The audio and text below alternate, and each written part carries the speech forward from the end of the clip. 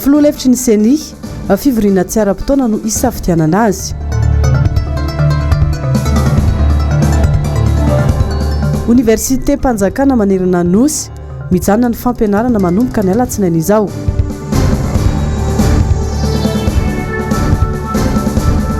Fandaminana an-tsena ao Tanjombato tsy mifanara-tsaina ny samy mpitantana. Dia ampitafaliana sy ampitiavana tompokilasy tompoko vavy no anolorana ny arahaba ho anao any tokantrano amin'ity alin'ny zoma 20 martsa 24 ety ampiandohana dia maneho ny fialantsiny ho anao izahay no ny fahatarany ny fampalalam-baovao no ny kenikenina sy ny fanomanana ity fampalalam-baovao miavaka ety ampiandohana ihany koa dia vaovao amin'ny alahelo no ilazana ho anao any tokantrano fatao anatin'ny tapabolana izay na ny 10 andro lasa na no efa napafantatra sy nampaneno lakolosy ny Flora Valomanana ny anakatonana ny sidina rehetra manerana ny Madagasikara sy ny sistan'ny Madagasikara. Omaly nefa vao nandray fepetra mikasika izany ny fitondram-panjakana malagasy anka fantatra fa tamin'ny alalan'ny vaovao ofisialy amin'izao fa misy ny trangana coronavirus eto Madagasikara. Ho arahantsika ao anatin'ity vaovao ity ny andinindininy izay eo amin'ny angom-baovao ny Ravrazafy Mahenina sy Toky Ramarola. Nanambara ny fitondram-panjakana tamin'ny alalan'ny filohan'ny Repoblika fa misy olona 3 voan'ny coronavirus eto Madagasikara, misy ny fepetra tsy maintsy arahina manomboka izao. Androany dia nahazo ny valin'ny fitiliana avy any amin'ny Institut Pasteur ny tenako ka manamarina izy ireo fa misy olona 3 mitondra tsy mikaretina coronavirus eto Madagasikara. Olona tonga avy any ivelany avokoa izy ireo. Misy vehivavy anankiray renim-pianakaviana 12 taona tonga ny talata 17 marsa ariva avy any Frantsa nandray nizotra Air France nitondra ny laharana 934. Ny olona faharoa dia mbola olona avy any Frantsa ihany koa. Vehivavy tanora 17 taona mizaka ny zokim-pirenena malagasy. Nandalo tao a Nosy Maurice izy io rehefa niainga avy any a Frantsa ary tonga teto an-tanindrazana ny alarobia 18 marsa tolakandro. Zay nandeha tamin'ny zotra Air Mauritius MK 288. Ny olona fahatelo kosa dia mbola renim-pianakaviana ihany 17 taona malagasy tonga omaly alakamisy 17 martsa maraina avy any Frantsa tamin'ny zotra Air Madagascar MD 051. Hatreto dia mbola tsy misy mampiaya ny toe-pahasalamana izy ireo fa raha maso akaiky kosa nefa ny fivoarany izany toe-pahasalamana izy ireo izany. Ary isika rehetra dia mila mifandrimbina, miray fo, miray saina, miara-mientana amin'ity valanaretina ity. No ireo antony rehetra ireo dia manomboka androany azy dia foanana daholy ireo famorim-bahoaka sy fampisehoana isan-karazany. Akatona avokoa ny toerana rehetra izay mandray ireo toeram-pilanonana maro samihafa. Ny fahatelo dia foanana avokoa ireo fifaninanana ara-panatsanjahantena rehetra. Faefatra, mikatona avokoa ny toeram-pianarana eny amin'ny sekoly sy eny amin'ny anjerimanontolo na ny université rehetra manerana ny Nosy. Izany rehetra zany dia mandritra ny 12 andro manerana ny tany sy ny firenena, koa arakaraky ny fivoarany toe-draharaha no andraisana ny fepetra manaraka. Zany tokoa le tonga amin'ny fiteny malagasy hoe ny anadray aman-dreny toy ny tsipakombala raha mavoma faty raha tsy mavoma hafanina raha tsy ivona tokoa matsy tao anatin'ny tanikeo maraina tao anatin'ny fampitam-baovao teo anivon'ny fiadidinan'ny Repoblika dia mbola nanamafy izy ireo fa tsy misy ny trangana valana retina coronavirus eto Madagasikara fa iny efa ny raha malala iny ny vaovao mikasika izay samy mitandrina samy mailo isika fa makasika ireo tsara ho fantatra manodidina ty aretina coronavirus ity dia mifindra amin'ny alalan'ny rora sy ny firesahana mifanakaiky mahatratra amin'ny 10 minitra ny coronavirus raha ny fisehony dia matsiaro reraka marary andoha manavy mikohaka ary marary tenda mangorangorana ary miaina fa somasomary matsiaro sepitra ireo olona mitondra ny tsimokaretina ny fisorohana ny aretina kosa dia sasana matetika amin'ny savony ny tanana ary ampiasaina ny lantotsandry rehefa mikohaka na mihevona ary mosoara vita amin'ny taratasy no ampiasaina ary ariana vetrany rehefa vita izany tsy mifandray tanana na koa mifanoroka ary iazahana trany kosa no ampisy elanelana 2 metatra na mihoatra isan'olona zay zany tsara ho fantatra ho antsika eto Madagasikara aloha mikasika ity coronavirus ity fa vaovao mifandraika amin'izay atrany dia nidina teny amin'ny seranam-piaramanidina teny Ivato ny mpanao gazety ny MBS nijery ny zava-misy teny an-toerana taorian'ny fiatoana vonjimaika ny seranam-piaramanidina mampifandray ny Madagasikara sy ireo firenena hafa Asin'Andriamalala sy Mathieu Prince. Araka izao hitantsika amin'ny sary izao dia ity amin'ny seranam-piaramanidina Ivato no misy anay amin'izao amin'ny iray ora tolakandro izao amin'izao ora itenenana izao moa zany ary efatry ny tamaraina dia nangina tanteraka tetỳ amin'ny seranam-piaramanidina Ivato noho ny fikatona ny seranam-piaramanidina zany raha ny zava-misy ety toerana aloha dia sarotra ho an'ny mpanao gazety ny mahazo ny fahafahana mivezivezy ao anatin'ity seranam-piaramanidina ity satria tsy misy ny tompon'andraikitra afaka mandray ny mpanao gazety azahoana aloha raha-mbaovao marina. Ankoatra izay ihany koa dia mangina ny ety toerana tsy misy ny fiara vitsy ny olona mifamezivezy kanefa raha ny hitan'ny mpanao gazety tetỳ toerana zany dia mbola misy ihany ireo olona tsy mahafantatra fa mikatona ny seranam-piaramanidina tahaka nyity Ramatoa ity. Za tsy mahalala hoe tsy mahafantatra hoe fa tsisy volony ihany satria za zany tokony handeha amin'ny le 24 que anontanianao est-ce que moi les vols jeudi io farany io vol jiaby sa Armada sa ino ny telefony za izy nambarany za vol Armada jeudi marigny fa tsisy vol fa Kenya Airways nagnambara za ireo vendredi misy io farany changement ny billet 700 000 francs FMG nalohany zanako zegny 700 000 francs FMG vita izy amizegny namezandreo billet hafa izy ato io nampizahako rotary so de nareo mieritreritra hoe fa vandy billet nakatako moro navitaty amizegny ireo nagnamia izy sur le 20 igny vérifier rotary le 20 androany 13h l'aéroport barô tiangala vola zeny marigny aminany. Raha nambara ny fitondram-panjakana dia aritra 30 andro ny fiataon'ny sidina mampifandray ny Madagasikara sy ny firenena hafa saingy kosa isy ny fiarahamanidina manokana avy any France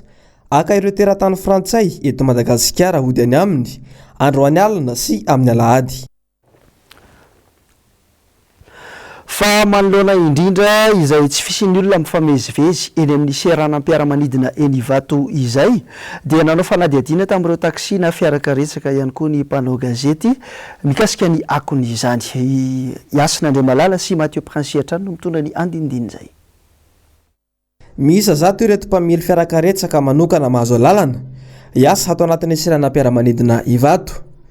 noho ny fikatona sidina sy tsy fisian'ny vahiny fa tiantoka no azon'izy ireo tamin'ny fisokafan'ny sidina mantsy mahavita mitondra vahiny indroa na intelo izy ireo anatin'ny iray andro saingy nanomboka androany kosa mitangorina ao anatin'ny seranam-piaramanidina fotsiny izy ireo. Mafimafy le izy satria izahay zany zao no miatrika voalohany fikatonan'ny seranana fiaramanidina surtout amin'ny vol international satria miena dia miena zany ny fréquence d'avion zay andraikitra etsoroanay moa zany amin'ny maha hoe fitaterana taxi agréanay dia ny vokatra zany dia na ny fitadiavana zany dia miena manarak'izay. Karazany roa zany le national misy le toerana mahasarika le mpitsidika vahiny zany misy le toerana ifamezivezen'ny toerana mahasarika mpitsidika vahiny zany tena misy fienahany be da be le passager. noho ny fampitam-baovao mikasika ity coronavirus ity moa dia misy ary mihitsy azy ireo malagasy no efa nahiditra amponja fa mbola vaovao mifandraiky amin'izay fahasalamana izay ihany. Resaka compte Facebook maro no bloqué tato anatin'ny 4 ora noho ny filazana fa nanaparitaka tsao na ihany koa nanely vaovao tsy marina mikasika ity aretina coronavirus ity. Betsaka moa ireo mpikirakira Facebook no mitaraina mahakasika izany. Ravirazafy mahenina sy Andry Rakotomalala. Entitra ny fepetra no raisina avy amin'ny ministeran'ny postra sy ny fifandraisan-davitra tsy aveliparitaka ny tsao mahakasika ny aretina coronavirus eto amintsika isorana izay mety hokorotana terana hoy ny fanehon-keviny tamin'ny fahitalavitra rahavavy. Azotra sosialy dia misy eo amin'ny 3 hetsy sy 2 tapitrisa eo ny mpampiasa an'izany. Dia misy 7 isan-jatony mampiasa ny atao hoe Facebook, izany hoe 9 hetsy sy 1 tapitrisa. Dia tafaresaka tamin'ny orinasa Facebook manomboka izao dia afaka mifandray amin'ny orinasa Facebook ary manatanteraka ny fanapahana ireo page sy ireo takelaka na ireo kaonty izay manelingelina ny saim-bahoaka na mitondra koa vaovao tsy marina eto amin'ny firenena na kaonty rehetrarehetra miopefy araka ny tsy tokony ho izy amin'izao fiparian'ny coronavirus zay. Tsy mpanao gazety iray na roa nefa no mitaraina fa bloqué ny compte Facebook-n'izy ireo. Mety izay ve no nahazo ny compte-n'izy ireo? Nisy ny signal atao amin'ny Facebook rehefa avy nandefa famantarana na koa mahakasika ny tokony ho fantatra momba ny coronavirus. Raha fanaparitahana vaovao tsy marina sy fanelezana tsao no nandraisan'ny fanjakana ny fepetra, inona izany ho idiran'ireo mpanao gazety? Sa tafiditra ao anatin'ny fepetra ihany koa ireo manao hevitra sy manaitra ny fitondram-panjakana amin'ny tokony ataony. Fizaram-baovao tsy afaka misaraka amin'ny fiainan'ny malagasy ny Facebook na le antsoina ihany koa hoe média nouveau. Tala iray ahafahan'ny rehetra misera izy io ary fitaovana ahafahan'ny mpitondra fanjakana sy ny mpanohitra ihany koa mifampitondra valikafatra izany. Miradora Benjamina sy Andry Rakotomalala. Niteraka buzz ny faneho-kevitry ny solombavambahoaka Anitra Razafy Manantsoa teo amin'ny Facebook-ny. Anatin'ny ora vitsy monja dia marobe ireo olona naneho ny fankasitrahany amin'ny fandraisana andraikitra ity olo-movidy ity. Mamaly ny talen'ny seraseran'ny présidence Sarina Rakotomangy Maître Anitra Razafy Manantsoa momba ny resaka fampidirana ireo sinoa eto Madagasikara mifandraika indrindra amin'ny coronavirus. Ny fomba famaly ny tale vao maika mampiaya sy tsy mampisy fitoniana. Zany ny onditra kondro be. Tsy mbola nahita olona ohatry ity raha samy mba nitondra ihany. Zao ny modely omenan'ny vahoaka. Zao ny talen'ny seraseran'ny fiadidinan'ny repoblika. Tsy mahay manaja ka aiza no hajain'ny olona. Tsy manana fanetretena, tsy mahatantikihana nefa be vava. Ampiaro aminao aloha ny demokrasia. Matoa mitety televizionna dia mandona anao ka tsy zakanao ny faneno ny lakilosy ny 900 fa maneno be loatra. Tsy misy mifanomeleso neto. Tsy manaiko ambaninao, tsy voafidim-bahoaka io zahay, indrindra kristianina. Nasiany Maître Anitra Razafy Manantsoa trindrim-peo ihany koa ny momba ny fanambaniana ireo mpisehatra eto amin'ny Facebook ho imbécile. Mananjohy teny sy ampaneno lakilosy ny vahoaka rehefa tsy ambarazy ny marina sy rehefa ataonareo devant le fait accompli izy. Ny 900 tsy maintsy miteny sy mampaneno lakilosy. Ny solombavambahoaka tsy maintsy miteny anitsianareo ny tsy imbécile moa hoy ianao reo 900 ary ianao zany momba inona? Ny zavatra tsikaritra aloha dia miainga amin'ny faneho-kevitra ireo lazaina fa imbécile trany ny fanapahan-kevitra ty fitondrany ity. Ary manana lanja n'ireo mpanao Facebook satria dia tsapa ho miorooro fatratra ny fitondrana manoloana ireo faneho-kevitra maro. Efa mandeha ireo fandemetsaina maro lafy. Tsy lazaina ireo fampiororona. Ny farany dia ny fidiran'ny ministeran'ny postra sy ny fifandraisan-davitra amin'ny fifehezana ny Facebook. Eo amin'ny tontolon'ny vaovao amin'ny fanabeazana sy ny fampianarana dia nilaza ny filohan'ny université eraky Madagasikara tao anatin'ny tambazotra Facebook androany fa noho ny fitsinjovana ny fahasalamana dia mijanona avokoa ny fampianarana eny amin'ny université Ranantananarivo manomboka ny alatsinainy 13 martsa 2024 avy izao. Mandeha kosa izany aza ny fanohanana ny voka-pikarohana saingy tsy misy mpanatrika. fa mitoetrany ny fotoana ny fampalalam-baovao dia eo amin'ny pejiny sosialy manomboka miseho tsikelikely ny fanofoanana ny hetsika samihafa eran'ny Madagasikara vokatry ity aretina coronavirus ity. Ireo hetsika mandanonana mampivory olona no tena voakasika izany. Ravirazafy Mahenina sy Andry Rakotomalala. Namoaka fanambarana omaly ny communauté Koja ivondrona ireo fikambanam-ben'ny Silamo eto Madagasikara fahajanona avokoa izay mety mampisy fivoriana toy ny fiaraha-mivavaka manomboka omaly ary hatramin'ny fotoana tsy voafetra. Ireo manam-pahoriana ihany izay tokony hanaovana fombafomba ka ny fianakaviana akaiky ny maty ihany no mahazo manao izany araka ny fanambarana hatrany. Na tsy mbola misy tranga azy eto amintsika, abetsika ny orinasa sy ny mpanakanto sy ny hafa no efa nanafona ny hetsika tokony ataony. Ajanona avokoa ny fifaninanana baolina kitra rehetra eto Madagasikara manomboka ny alatsinainy izao araka ny fanambarana navoakan'ny Fédération Malagasy ny baolina kitra. Nahemotra amin'ny Oktobra kosa ny Festival Libertalia izay tokony atao Anosy ny volana Jona izao. Nahemotra ny hetsika andehan'ny faefatra ny baromètre des entreprises préférées des Malgaches tokony atao ny volana Aprily. Ny orinasa Star ihany koa dia nampandreny rehetra fa mety avokoa ireo hetsika rehetra fanao mety mampivoroforo olona. Forona kosa ny hetsika ny Rotaract Club izay saika hanao famelabelaran-kevitra.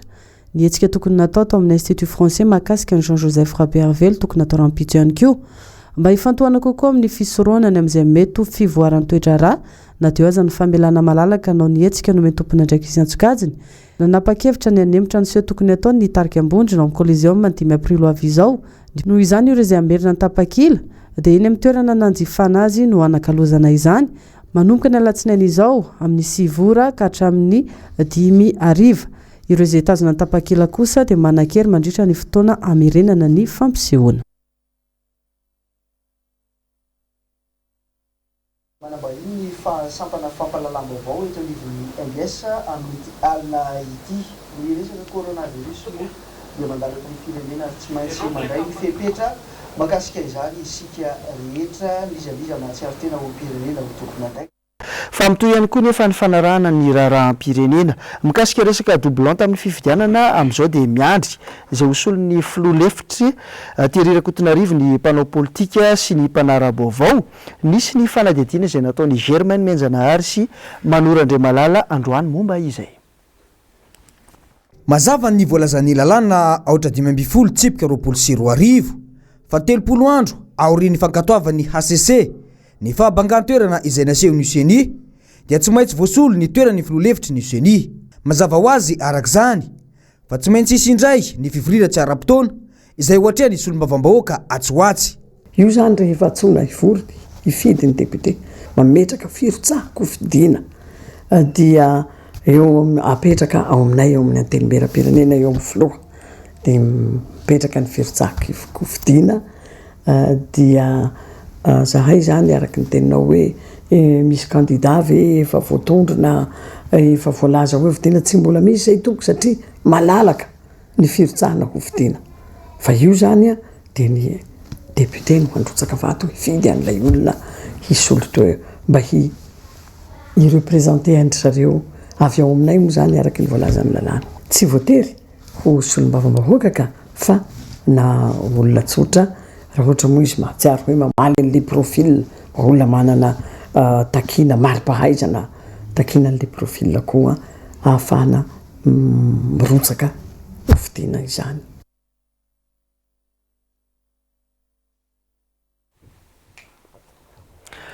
Fa mbola tena mbety ny resaka ny maro tokoa amin'izao fotoana iny resaka doublon iny na eo aza ny resaka coronavirus izay maresaka be amin'izao ary mampitaintaina ny maro ihany koa.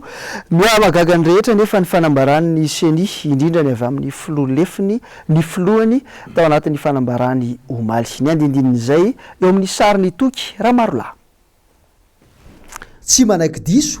manilika ndraikitra trany zay no azo amehezana ny lahateny fanokafana ny fakakevitra no karakarain'ny UCNI ny alakamisy 10 martsa lasa teo iny. Naneo hatrany ty vomeran'ny fifidianana izay nahabe resaka ity fa tsy voa tamin'izao vanim-potoana izao no nisy ny tsy fetezana tamin'ny fifidianana. Ny tena loza aza nisy resaka idiran'ny devoly ny fanakorontanana mihitsy ny fanehoan-kevitry ny filohan'ny UCNI. Ny olana anatin'ny lisy fifidianana dia tsy vao ity UCNI ity no misy fa hatramin'izay io tao anaty misy mpifidianana fo fa ny anjara didinay dia ny manitsy sy ny manatsara arak'izay ekeny ny lalàna manakery orin'ny savovory manodidina ny fisin'ireo mpifidy manana karataon'indro mitoviny ary dia nanao famakafakana anatiny ny seni ary mivokatra zany famakafakana zany atreto no entina eto amintsika eto androany betsaka amintsika no mandeha nkitsoko ka azo tsara fipetraka ny rahara rehefa misaraka eto androany fa mety mbola isy indray ny andray atendrony bakeo devolon'ny fanaporotana tsy maninony zany ary tsy mahakivy anay velively zany satria ny seni dia androso amin'ny fanatsarana ny sotra-pifidianana eto Madagasikara. Raha ny hevitry ny seni dia avela mijanona amin'izay ny resaka momba ny doublon iny. Raha ny hevitry ny seni dia zava-tsoa amin'izay ny tokony hitodiana. Raha ny hevitry ny seni dia mila mibanjina no avy amin'izay ny rehetra ary tokony anana fitokisana aminy satria na ny any ivelany aza mahatsapa ny fahaiza-manaony sy ny drakefany. Oka izay ny fanenjera sy ny fanaratsiana amin'ny tsirariny ny seni satria tahaka anareo izay reto dia olona tia ny Madagasikara ihany koa sy tia ny vahoaka ato aminy ka tsy zahay izao mihitsy no hitondra fanodikodonana na hanodikodina ny raharam-pifidianana eto Madagasikara. Mifototra amin'ny fitoetra telo lehibe ny seni izay tantaninay amin'ny andavanandro ny fanajana lalàna ny fahaleovantena ary ny fangaraharaana ireo fitoetrareo dia tsy tononona na tany-saina fotsiny fa tena ampiarina ny fangaraharaana zay notandrovan'ny seni no nahazona ny tantana sotra-pifidianana tampilaminana atreto betsaka ireo fanakianana sy fialialiana niatra tamin'ny seni avy amin'ireo mpiara-miombonantoka atreto fa novaliana trany tamin'ny fangaraharaana enina dia tsy indraindray mihopotra ny takin'ny lalàna azy zany mba hitondrana filaminana eto amin'ny firenena. Mampalahelo anefa famodiny sasany tsy hita zany ary raha loatra foana trangan-javatra hitondrana savorivory sy korotana eto amin'ny tany sy ny firenena izy ireo. Aoka izay ny korotana, aoka izay ny savorovoro, aoka izay ny fitondrana ady hevitra tsy mitondra voka-tsoa ho an'ny firenetsika.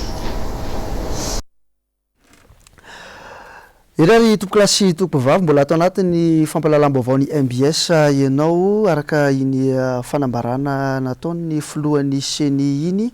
marobe ny azo voaboasana makasika izay araka rehefa naratsika teny am-piandohana ihany koa dia makasika ny resaka coronavirus vaovao lehibe sy nanaitra mampitebiteby ihany koa ny mpanara-baovao sy ny vahoaka malagasy tsy vaky volo araka ny fanambara teo anefa dia manambahiny sampana fampalalam-baovao ny MBS dia tsy iza fa Andriamatoa Julien Andremorasata izay administrateur civil en chef de classe exceptionnelle sady mpahay toe-karena ihany koa ary mitondra ny fahaiza-manao teto amin'ny firenena izany olona izany. Mirabanao tompoko ny mirabanao eny tompoko monsieur le journaliste ny rahantsika nanaraka atao anatin'ny fampalalam-baovao tany am-piandohana teo Andriamatoa Julien Andremorasata ny resaka coronavirus fantatra zany zao amin'ny fomba ofisialy fa misy eto Madagasikara ity valana retina ity ny filohan'ny RMDM, ny filohan'ny antokotiko Madagasikara, ny filoha Ravalomanana dia efa nanambara 10 andro talohan'izao zany hoe tany amin'ny 10 martsa tany fa andeha ho akatsika ny sisy tany tsy noho ny fankahalany zany na noho ny inona fa noho ny fitsinjovana ny malagasy tsy vaky volo manahoana ny fahitanao azy satria omaly zany ny fitondram-panjakana voana ny ray fepetra hoe ndeha akatina tanteraka ny sisy tany Madagasikara. Voalohany teny aloha dia misaotra ny MBS nanasany tenako eto ary miarabany koa ny jeriny MBS raha le coronavirus aloha nresahana dia za dia milaza aminareo fa tena mampatahotra le izy ary zay mahatonga ny teny hoe somary tara ihany a le faraisana ndraikitra tao amin'ny firenena satria efa nisy efa nanao alerte tamintsika no OMS tamin'raha fotoana zany efa niteny fa alerte national nge international nge ny coronavirus arety mandoza mahafaty marina fa nakafipetritsika amin'izao somary tara ihany tokony efa nisy fepetra misoroka an'izy meloha zany a no natao teny moa ny filo république teo aloha ndre motomarika rovalomandana hoe tokony nakatona sisy tany tamin'ny 10 mars marina mihitsy zay fa somary tara nefa fatena tsy maninona akory fa arahana tsara angamba amin'ny fepetra lazain'ny tompona ndraikitra sy ny fepetra tokony raisiny tsirairay ampitoniny zany a ary misy firaisakina tokony atrehana zany arety mandozo zany fa io areny mbola anankitelo fotsiny nite io zany a io le détecté fa mety bitsaka ny any ambadika any tsy atao ampanika akory zany fa ahafahana mandray fepetra ihany koa manamafy a ny fepetra tokony efa ndraisina mampahitoekarenao zany hoe nisy ireo fihetsiketsehana maro teto amin'ny firenena ny amin'ny resaka tsena sy ny sisa na tiana na tsy tiana misy fiatraikany ara-barotra io any Madagasikara sy ny fifandraisana any ivelany a nisy zay fampanenona laklosy ataontsika hoe ny mpanohatra zany ny tena nyresaka mahakasika zay reo fireneny dehibe ny OMS araka ny lazaina teo ihany koa dia efa nilaza fa nisan'ny arety mandoza ity aretina ity zany inona zany ny tokony hoe fepetra ho raisina na ny zavatra ho atao mba tsy hampiahaka ny toekareny Madagasikara zay mantsy no tokony tandremana tsara le izy itsika mbola miaina amina commerce international miaina amina exportation dia miaina koa tsika amin'ny importation ino angamba aloha dia jerena manokana mihitsy zay service zay a mba tsy ho tapaka zay aloha anankiray zay fa le fizivizin'olona ny tokony sakanana aloha mba ialana amin'le famparitahan'io aretina io zany fa le service zay tsy titsoko nisy fiatraikany loatra amin'le izy a tokony mandeha any ngabangaba ianao ry lazako fa ny tena mivolana angeto amintsika eto le dévaluation le tonga le vola malagasy mihitsy satria raha tamin'ny 2009 izy io a taloha tamin'ny andron'ny président Ravalomandana ny euro anankiray nge ka 2300 fitadiavako tamin'izao fotoana ariary zao ny euro anankiray zany zao fa 4000 ariary dikan'izay zany a ny zavatra vidinao any ivelany zany de lafo zay le izy zay dikan'io de hoe tsy ampy le devise avy any ivelany satria vidinao lafo io nge karazany tolotra sy ny tanady any ohatra hoe tsy ampy mivary eto Madagasikara ohatra mifampokarana de mividy lafo miakatra mividy ny vary fandehan'io resaka devis ka any zany tsy manana raha vo dévaluer loatra ny volantsika de tsy manana maro toerantsika amin'ny toekarena anankiray zay io zany tokony ezahana mamokatra ary ny tena problème eto amintsika ny raha isaka le toekarena zay nresahako tsy de misy priorité loatra zay ny tena problème tsy misy lahara-pahamehana fa karazana zavatra manaitaitra fotsiny aloha sy mahafinaritra tampotampoka eo dia zay aloha superflu fa tsy misy zavatra essentiel de zay ny tena olo hoe tokony priorisena tsara mihitsy hoe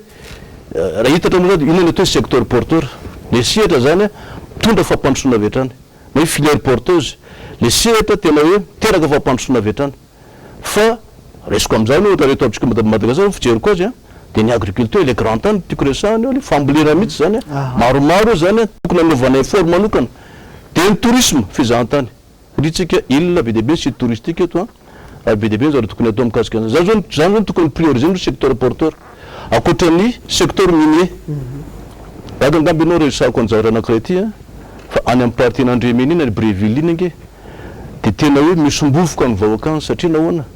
satria ny tendrombohitra exploité ny sinoa tapaka aza ny lalana de manontany ianao tonga any hoe fa inona mahazo anareo de zao vovoka be zao mifivezivezen'ny camion fa inona le izy zany miditra mitety-bola mpanjakana ave l'exploitation ataon'zareo satria arenakibony tany le izy sa makaiza zay le tsy misy le transparence na le bonne gouvernance anatin'le izy zany de le miaratsiny zany koa tsy manenjika an'le sinoa fa tokony isy mazava tsara ny convention de partenariat mikasika an'izany reny zao de mijaly le vahoakany a tapaka ny rivière le lana le rano iny zany a toditry ny tany satria no le asa atao exploitation minière misy any zavatra misy zany a any amin'ny partie Andriamena zany Bréville any tiako resahana aminao zany zao zavatra anankiray mitranga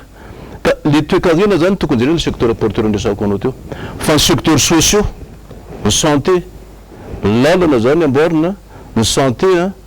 ny sécurité reny atao secteur sociaux reny zany atao foany reny fa reny mifanotra manampy an'le secteur porteur isy ny fampandrosoana zay no fijeriko azy fa tsy raha vao tsy misy priorisation anao nefa moyenao limité profeta amin'ny fitaovana anao marina fa priorité daholo anao maika adoany zadragetrarehetra fa tsy maintsy manao planification anao tsy maintsy mijery an'izay priorité zay anao fa tsy tatetra raha izy ko aminao zany aloha ohatra ny resaka transparence fotoana raha mba afaka miteny kely mikasika ny transparence eto amintsika eto le bonne gouvernance raha miresaka zao ny mahamasina ohatra mahamasina ndresako aminao io mahamasina io zany zao a tokony manazava tsara mitondra fanjakana fa miteraka io le hoe rumeur zany mahamasina hoe iza no misupporte an'io financement io loi de finance ave zany hoe budget mpanjakana ave raha ny loi de finance na budget mpanjakana ny amboarana mahamasina de manontany anao za hoe fa vita ave ny appel d'offre mikasika an'izay iza ny partenaire iza ny titulaire anazo an'izay asy zay zany anankiray zay misy ve zay raha ohatra ka tsy loi de finance na budget mpanjakana zany no manao financement io fa hoe partenariat public privé de io koa tsy maintsy misy consultation de iza ary nanovana consultation iza nahazo an'io iza ny partenaire amin'io zany ahoana ny convention de partenariat ary ino na ny contrepartie satria ny convention de partenariat 3P zany tsy maintsy misy contrepartie zay ny tokony azavaina mivoaka ary ohatrinona manao azy misy resaka mandeha koa hoe fifato tafitra anatin'izay koa zay zany tsy ampy zay communication zay tokony ataon'ny fanjakana ohatra mikasika an'iny raha iresaka akory mikasika ambotry manjaka sy ny sisa ohatr'izay daholo potraka le problème zany Andriamato administrateur civil be dia be zany reo olona tsika hoe mpanao politika no efa nanao tsindrim-peo mikasika n'ity hoe resaka coronavirus sy ny fiatrehana an'ity ny orinasa malagasy a raha ny zavatra tsikatry ity atao anatin'ny 10 andro zay dia ny fikitihana reo orinasa malagasy akatona ny sasany anaovana antso zay ny sasany tsy tokony hanomevana ny vita malagasy fe tsika zany amin'izao fiatrehana zao satria ny firenena vahiny efa manakatona ny sisy taniny tsika ihany koa tsy maintsy miaro tena angamba tsy ny orinasa vahiny ihany no arovana amin'izao fotoana zao fa le secteur privé amin'ny ankapobeny mihitsy le sedra tsy miankina mihitsy a tokony arovana ary ampinina amin'izao fotoana zao zay zany a dia adidin'ny fanjakana manao an'izay a mba hisy tontolo ihany anafahan'izy ireny mivoatra tadio tsara nge fa ny secteur privé nge nasitra sy miankina atao hoe créateur de richesse reny zany a no miteraka ny arena ka reny no tokony ampinao reny zany zay le izy za raha tena raha fijerika an'izy amin'ny coronavirus tsy tokony ampikoropaka loatra le izy a fa jerena tsara mihitsy ny objectif a anatin'le izy hoe ahoana tsy paritahany le aretina fa tsy ny orinasa fidiana le orinasa fa tsy ny orinasa hoe atao an'izao na atao an'izao manahirana be zany indrindra fa ny secteur privé zay nge le problème anankiray raha vao mifanjakana mihitsy tsy mitsinjo ny secteur privé sedra tsy miankina satria reo no miasa reo mampiasa olona maro be reo no mamokatra ihany koa dia sairana mihitsy ny fanjakana ka tokony jerena tsara zay fandanjanjalana mikasika an'izay secteur privé zay piajy mbola tsy mivalina moa mikasika an'iny coronavirus iny a ny hirarianay eto amin'ny MBS dia hoe samy andray ny fepetra isika ary mba tsy hianaka be eto amin'ny firenentsika ity resaka coronavirus ity ny fiaram-pirenena dia mitohy ary ny tsara ho fantatra ny vahoaka malagasy ihany koa dia ny vaovao marina zay izany MBS ampitaina amin'ny fotoana rehetra ihany koa fa hiverina kely amin'ny resaka doublant tsika zay fanresahana teo tao anatin'ny fanadihadiana tao anatin'ny fampalalam-baovao a mbola eto ihany ianao Andriamato Julien Andry Morasata makasika ireny ampamoaka lehibe nataon'ny filoha lefitry ny senity Rerakotonarivo ireny a efa nanomboka tany amin'ny fifidianana filoham-pirenena tamin'ny 2024 no niresaka ny teo anivon'ny antoko tiako Madagasikara sy ireo fikambanana maro na ireo antoko politika ihany koa ny tsy fetezana sy niosika tamin'ny fifidianana amin'izao fotoana izao raha nitsapa sy ny hita dia manamary tena ny teo anivon'ny seni voamaly aza no nisy ny valandresaka ny rahany tamin'ny mpanao gazety sy ny fanambarana nataony tamin'ireo mpanao politika moa zany fomba fijery mahitsy manahoana zay za dia gaga mihitsy amin'le fanambaran'zareo amin'ny seni ary za aloha dia tena hoe mitera sy miaraba ny vice président seni Thierry Rakotonarivo sany laza ny marina tanjona ange tamin'ny fotoana iny dia mba hoe anitsy ny lesiko mba tsy hiverina ntsony reny mba fantatra zareo amin'ny seni ve moa fa ny élection ange no fototra iorenan'ny démocratie ilo hoe élément clé de la démocratie ny fifidianana ange ny liste électorale ange no ainy ny fifidianany zany hoe n'olona anaty liste électorale dia afaka mifidy ary zay mba tiako resahana amin'ny seni izy zavatra zay reo doublon resanareo reo ange anatin'ny isym-pividianana ange doublon na karapanondro reo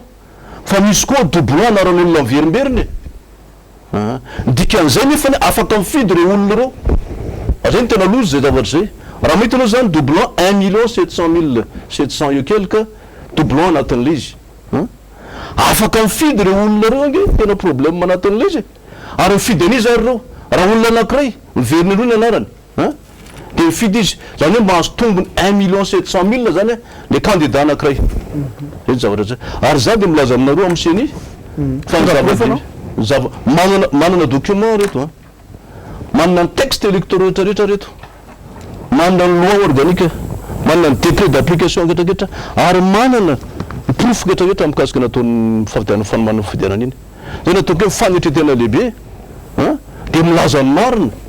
fa nenesanareo doublonge mbola le karapanondro fotsiny zay fa misy anarana miverimberina raisiko ohatra aminareo zany zao misy endrika anankitelo ange le fisehoan'le le doublon resany na tonga le osika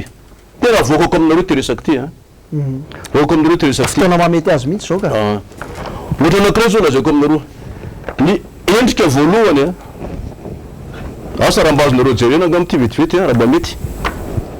gadaldavonareo ahoana ny azahoany am'sion ty tadio tsara ange fa liste arrêté tamin'ny 15 mai nge 2019 ange ka permanent et public azo jerena iny anaty site itiny tany namoana an'ity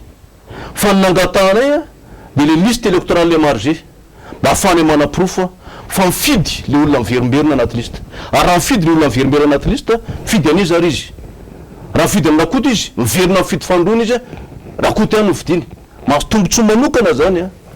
le candidat anankiray zay ny tena problème tsy azo amiavanina mihitsy fa liste électorale no ainan'ny fividianana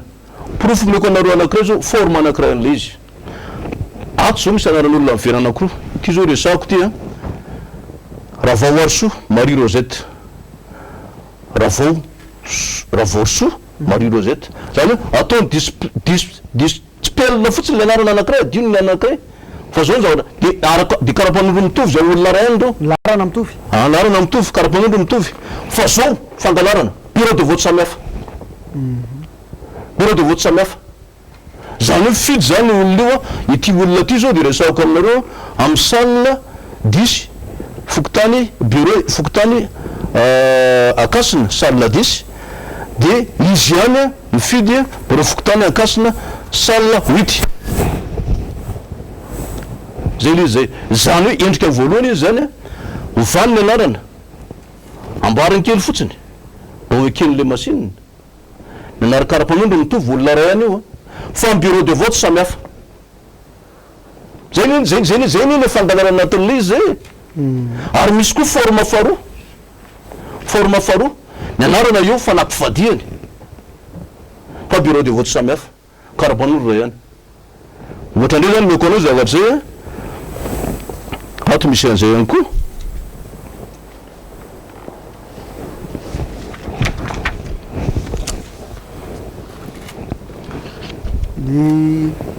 ny zavatra misy moa zany ity zao zao anankiray koa ty raha ndreo nataondro razanakoto nampifamadiany razanakoto andre nataondro tsy erreur mihitsy zany sy izy zany numéro karapanondro ray ihany fa bureau de vote samihafa ampidiriko aminao io EPP Ambohitso salle 08 PP Ambohitso salle hafa misy ty 8B tsy fantako ty anankiray ty tanareo am'izay fa samihafa le bureau de vote zany hoe tonga zany olona io karapanondro reny ananany fa manana karatra anankiroa izy satria anaty listy mpividianana fidy izy am'ty bureau de vote ray ty miverina izy mifidy amin'ny bureau de vote ery satria miverina raha mifidy amin'ny bureau de vote miverina amin'io tsy mety tsy eken'ny machine zay forme ana faharoa zay forme fahatelo resako aminareo de zao karapanondro mitovy fa anarana tsy mitovy mihitsy gaga ngambonareo fa hoana fa adresy mitovy adresy mitovy ty adresy mitovy ange azoko jerevana kely ve reto zany izy io anarana samihafa mety misy anarana samihafa fa adresy mitovy zany hoe olona ao an-trano ihany zany nitsikobakomba tsy maka numéro retiko misy anankiray tsy maka numéro hafa mihitsy izy azonareo zay tsy maka numéro carbone rafa izy satria matahotra le code géographique fa numéro 1 ihany a no adikany de manao anaran'olo lafo izy fa adresy miara mipetraka ao izy de inona anaovan'ny fausse eniny anaovan'ny fausse eniny raga iny a zay nge mahatonga le fausse eniny agada angaminareo tam'ireny vaovao reny fa misy carbone ro be deabe ony narina tany ambany tade zany tany ambatondrazaka nisy an'izay misy carbone ro be deabe ony midorana tary ary le carapanodra nge de zao ty zany tanjobato carapanodra nge de zao io nge aza manilika any amin'ny intérieur nareo fa ministère intérieur tsy nanao carapanodro fosika zany za piasa ministère intérieur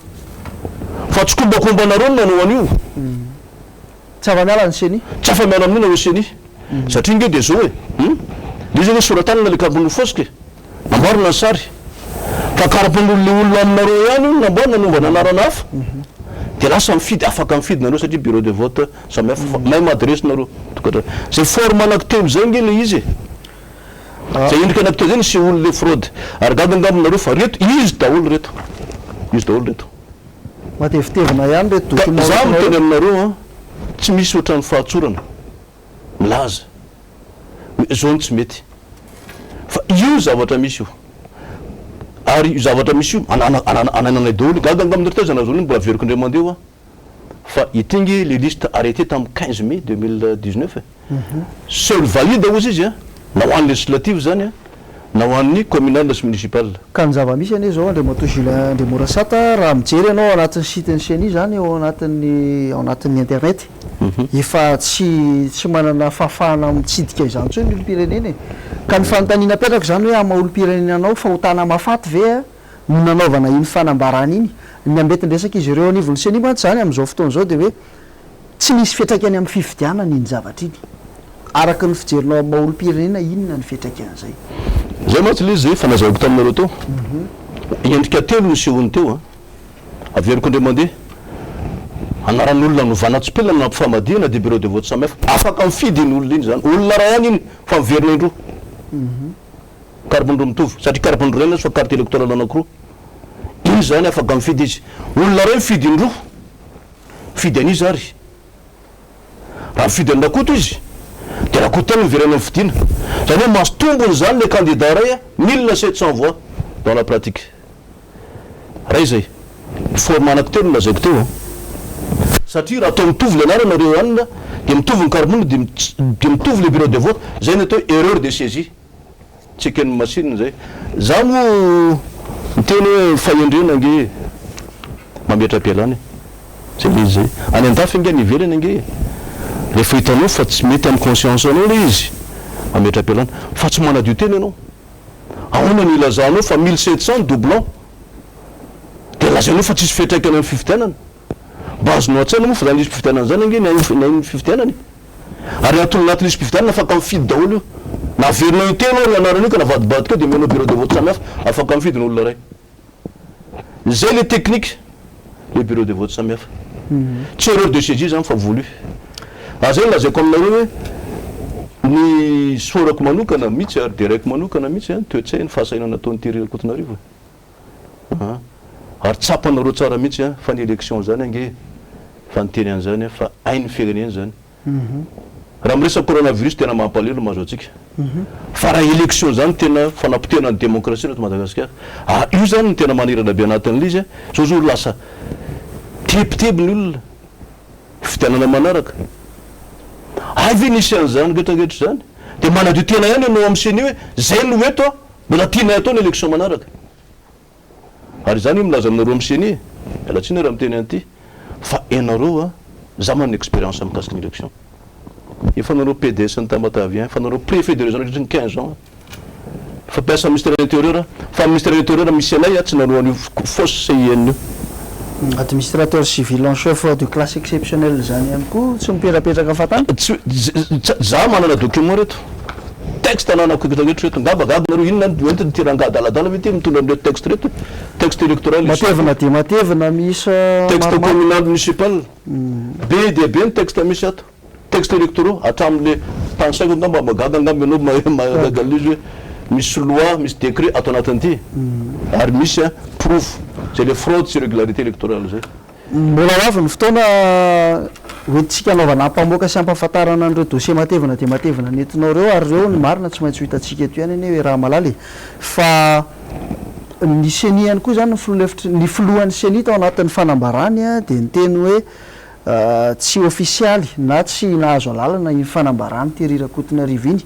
ny zava-misy anefa ny raha nahita ihany koa tao anatin'ny fahita lavitra misy ny fampiatsoana mpanao gazety ary reo tao anatin'izany fikambanany zany na reo tao anatin'nyity voamertya dia miaraka teo tao anatin'la fanambarana araka ny fijerinao azy hoe tomombana sy araka ny tokony ho izy ve zany fomba fiteny zany hoe tsy ofisialy ny fanambarany terirako-tona rivo zay matsy no malasa saina anatin'le izy le président ny seni mialatsiny aho amin'ny teny an'izany tsy mipoitra mihitsy le vice président ka mety aran'trindra izy na ohatra zany tsy fantatra aloha fa resaka organisation le izy le vice président nge porte parole ny seni azany vice président zany ange milaza aminao fa zany ny asa mafy ny seho teo foana dia milaza ianao ankehitriny fa tsy officiel na fanambagany mialatsiny aminao za fa fantatra tsara mihitsy raha kotona vitery olona tsy mamiavonavona angeny na atsonao iny amin'ny civiana mandray telefôna ny asa izy fa ny conscience-ny marina koa tsy mba maty a tena moka an'iny ka za milaza aminareo amin'ny seni a okare zay fa araky ny hevitra mametra anareo fialana zay anarenana an'le firenetsika zay no izy zay fa tsy fanadiovanareo tena ary zao a iny mbola resaka liste électorale iny doublon iny fa raha avokako aminao tsy fanandran-dalàna tanatin'iny fifidianana iny a dia gagy ianao hoe reto ny didim-panjakana misy loi tsy narahanao le izy transparence électorale zao anankiray ahoana moa nangataka zany ny antoko politika anankiray matanjaka eto satria be deabe ny ayay zany nangataka ny atao hoe liste électorale le margé ny taratasy tamin'izany a voaraika ato ihany tokaseo anareo ity ny fangatana tamin'izany fotoana zany nangataka ny mba anaovana confrontation liste électorale le margé satria va manina le liste arrêté définitivement tamin'ny 15 mai iny tsy valide ozy izy fa angatahana kosa liste électorale le margé mba hanao confrontation satria kitehana liste na marina tao amin'ny seni tamin'izany fotoana zany affaire de l'état io makanisonareo any amin'ny ACC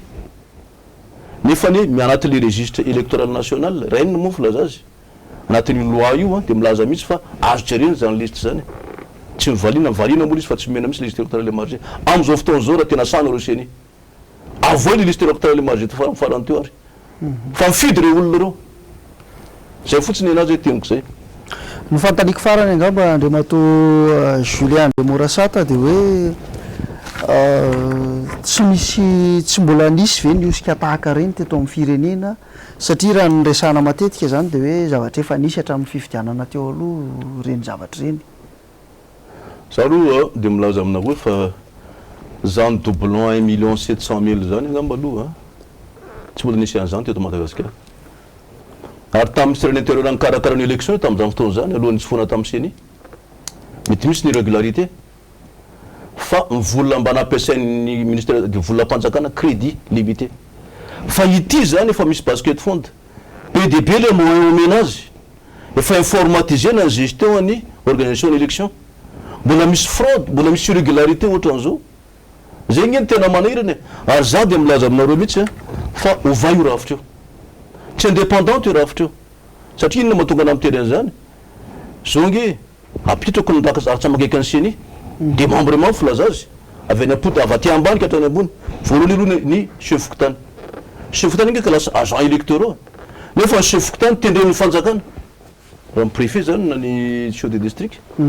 zany misy solo tena fanjakana zany ao anatin'ny élection miakatra commune tsika fataro tsara fa ny CEC nge na ny commission électorale communale nge ka délégué d'arrondissement administratif na adjoint nge no atao ao tanao fa fanjakana zany manao an'izy miaraka amin'ny seni miakatra kely tsika ao amin'ny CED commission électorale district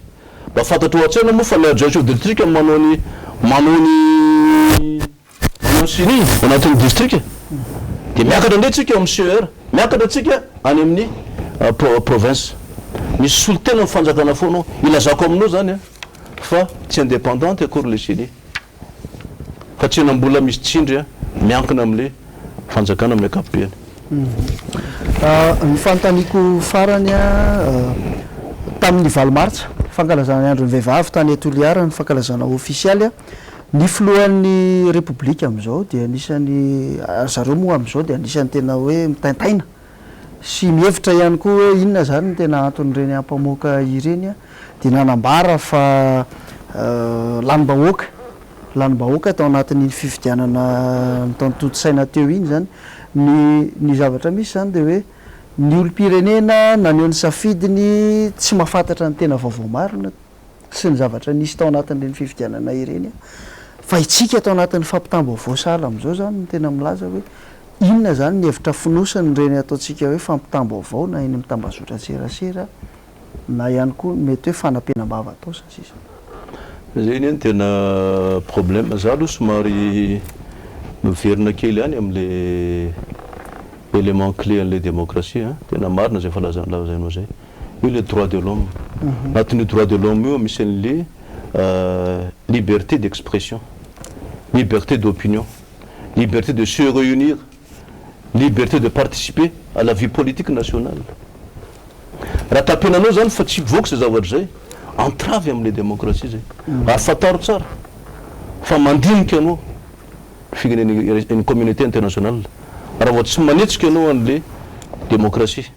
raha vao manao manapotika le démocratie anao zay élément lazaiko teo zay de tsy mety zay mitandremana mafy zay mahatsara ny transparence alefa ny communication alefaso sy zavatra atahoranao zany zavatra zany fa matolo izy zay le élément fondamentaux de démocratie zay zay ny ana mahatonga na lasa saina lavitra mihitsy am'le izy ny afarana matsy rehefa tsy manaja ny démocratie anao de tsy misy état de droit tsisy état de droit de manao dictature anao rehefa aveo zay circuit an'io zay na tianao na sy tianao lefa mandeha le dictature am'zay fotoana zay io ary zany apotika le firenentsika tsy misy tsony bonne gouvernance tsy misy tsony transparence de miteraka ny crise économique aloha voalohany de mivadika crise politique rehefa aveo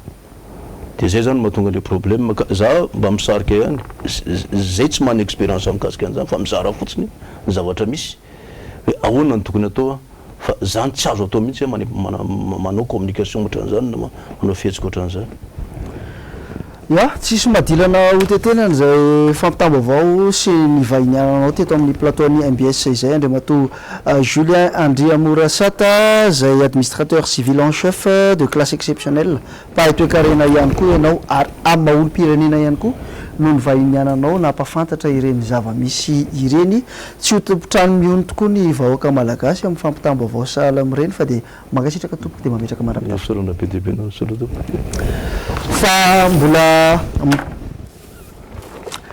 mitoy ny fampalalam-baovao hoentsika manakatona ny fampalalam-baovao amin'ity alina ity dia ny resaka kromita malagasy tao anatin'ny volana maromaro zay nefa nanao fitakina ny teo anivon'ny kromita malagasy noho ny tsy fahaloavana ny karaman'izy ireo efa nandritra ny telo volana izay nisy nefa ny fampanantenana zay nataon'ny fitondram-panjakana ny amany olana de raha tsika avy hatrany ny andindininy zay eo amin'ny sary ny tahiriny aina.